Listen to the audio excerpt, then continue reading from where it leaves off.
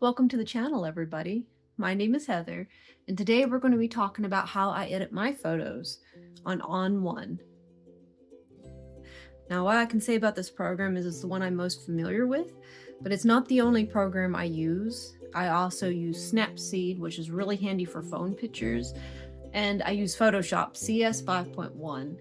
That's kind of just a classic that they don't really have that one out anymore, but it's still the same with all Adobe Photoshop kind of things. So getting all the girls in here today.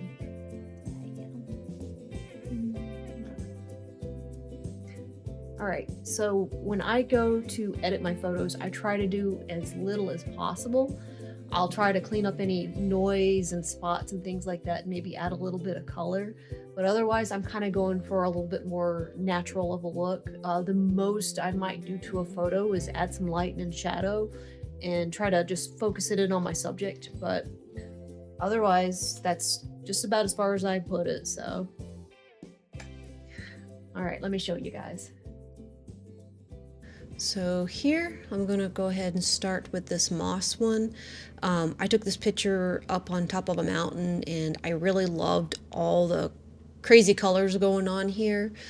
So I'm not wanting to do too much this one. I wanna kinda keep it the way it is, but I do wanna bring it out. It was a cloudy day and unfortunately kind of took away from it a little bit. So I'm gonna bring some of the colors up and just warm it up just a little bit. See here, maybe bring some of the shadows up some, and it's pretty easy. You just play with these bars right here and it'll adjust a lot of this for you. Another thing I look for in my pictures here is you can see this noise. The fun thing about this program is it's got a real easy thing to work with here. It's called No Noise AI. You just click on it and it shows you a preview. There it is. You can see this is what it looks like after and what it looks like before. And the only thing to keep an eye on here that I've noticed with this is sometimes it will kind of screw up a little bit on the details and things. So sometimes you have to adjust it on how much it does. You don't want it to go too crazy here. I usually kind of keep things turned down just a little bit, but this looks pretty good right here, especially for that before and after. So that's probably some of the most extreme stuff I do to edit in my photos. Also on these in particular that are kind of artistic, I like to go under effects and add a filter. And it just depends on what the picture is. But for this particular one, I'm wanting to use curves because I'm wanting to bring those shadows up some more. And I like to make my dark shadows a little bit more blue on these artistic ones, kind of like this. I just feel like it's a little more aesthetically pleasing. So that's just kind of what I go for. It also brings out the warmth of the foreground here. So that's why I like to do that. And you can kind of see a before and after here and how it looks. So see. I'll go back up here to tone. I think I'll just bring my vibrance up a little bit too. Let's see here. It's a lot of trial and error, but I don't like to change things too much, as you can see. The last thing I'll do here is I'll just kind of center this a little bit more. I like trying to, on these angled ones, kind of have it corner to corner. So not too much of a crop, but just a little bit. And that way you're kind of in focus here. And that's all I'll do for this one. I'll just take it to Photoshop and add my signature and it's done. So in order to save the pictures here, you got to go to export, and it gives you a couple of different options. I always go with the first one here, and I like to do the file name and edit. I type the word edit here, so that way it makes a copy that says edit, so you'll know which one's the original. I do not like to save over my originals because you never know when you want to go back and do something different with it. So I'm just going to save it. It always pops up a window here, and you can see it kind of saves the files as well with it. So I'll close this out and I hit done. Now you can see it kind of has changed them both, but this other one here that is not the edit has these little details around it. So basically if you reopen the file, it's saved here, but all you have to do is hit preview and you have your original right here. It kind of saves it in layers, I guess. So next, let's see here. That one, I'm trying to remember what my files were. This was a Canon one, and these two are Sony. So this one right here is my D850 picture. Now these Sony ones, ARW files, they are really weird on what programs you bring them into. So fortunately On1 is one of those that can edit this, but like I can't just take this to Photoshop. It won't even open this file in there. You literally have to have a photo editor for this. So On1's a good one. I do have a couple of them on here. Let's see. Capture One, I think is what this is. This is another one that you can use them on. I don't use that program as much. It's a little more, I don't know, it's just different. I liked this program better. It was easier to work with. So this is the one I kind of went with. Now this one is one of my macros that I got really close on, and I enjoy it, but it is bright. I do like it a little darker. I have edited this one before, so I know that I liked it with a little less color here. Bring the vibrance down some. I think I turned this down.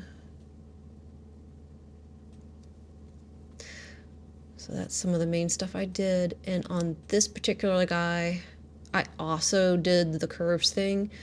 So I just put it on blue, and this is the shadows, and I'm just wanting to make these shadows a little bit more blue. You can see it's kind of changing the tone of the whole picture.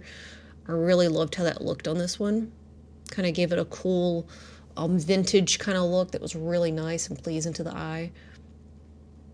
So the only other thing I'm going to do to this one is some of those noise and refraction details in the picture that I don't like. I'm actually going to go to retouch here.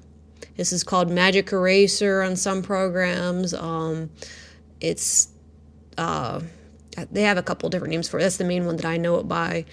All you do is take your mouse and you click and you hold and you kind of draw over it. And it'll give you this other one, and you can move it and adjust it to where it looks really good. And you can also readjust them later if you don't like it. So this one I'll move up into the shadow a little bit more.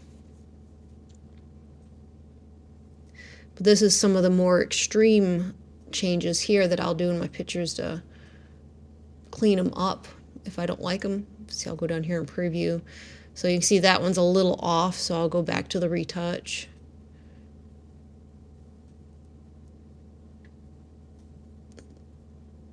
Not big enough. So I select it, I can delete it, and I can redraw it.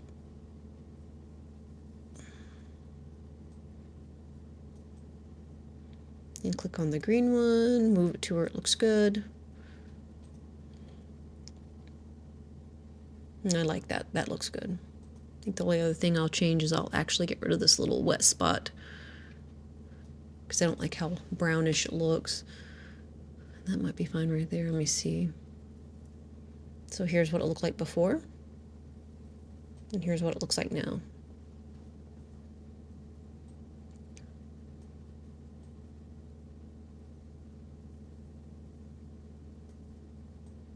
I do like this one a little darker.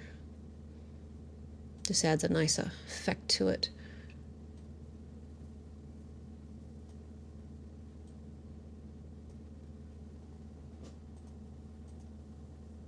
And that's the most for this one I'll do.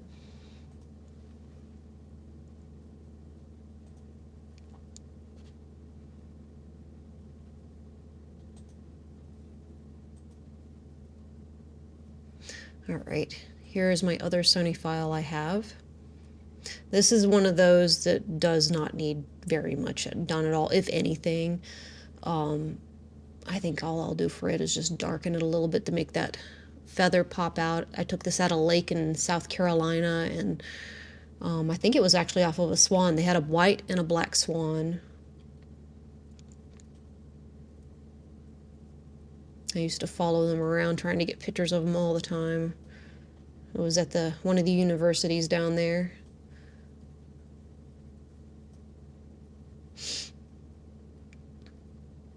Yeah, I really like that. I don't think it'll really need anything else. Yeah, I don't like that. Let's try vignette. Big softy, that's my favorite. We could go with that, but you know, I'm just going to X out of this. I kind of like it just like that. It's simple. We don't need too much more with it.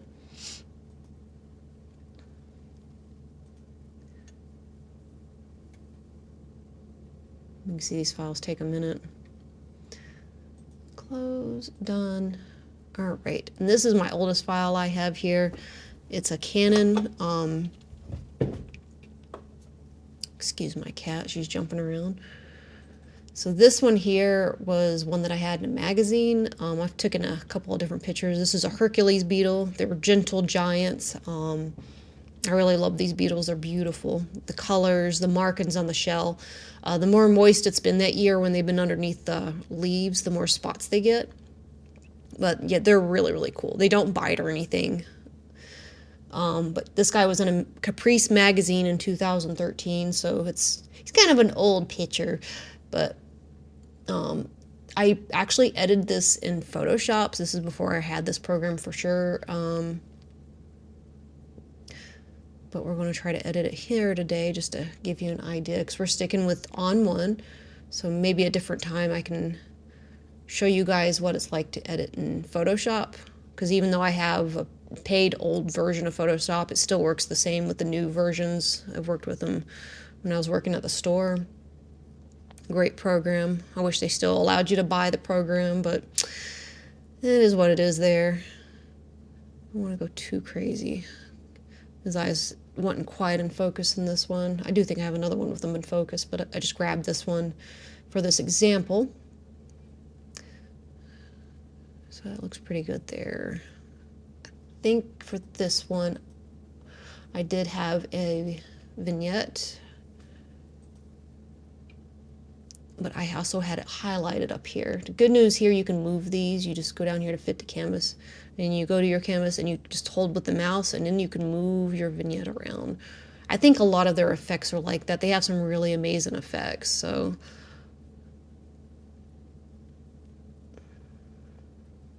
yeah, I think right there will work. Change the size a little bit.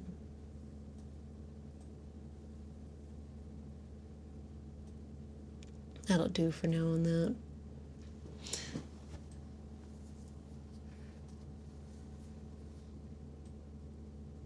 Bring your shadows out and stuff and adjust them. So yeah, that's kind of the gist of it right here.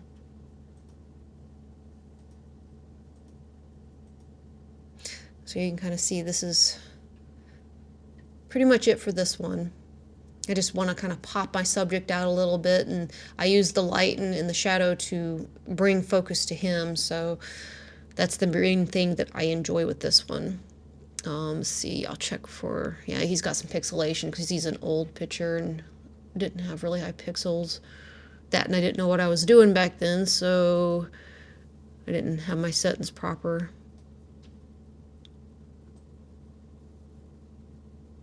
That's pretty good, but that's some of the stuff that I gotta look out for.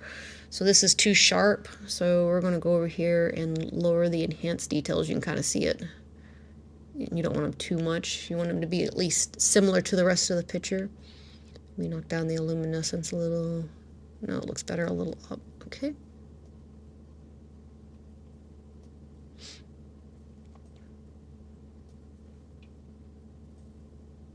Yeah, that looks a lot better. You can kind of see him disappear a bit. Okay, we're gonna go with that.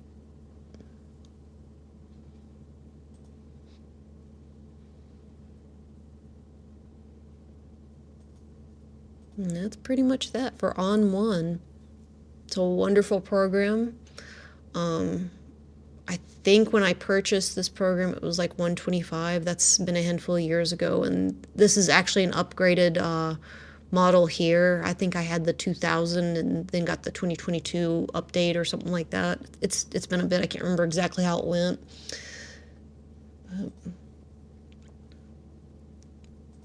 That is it for this one. And I appreciate y'all watching, and I'll be back again with some more editing tips and tricks.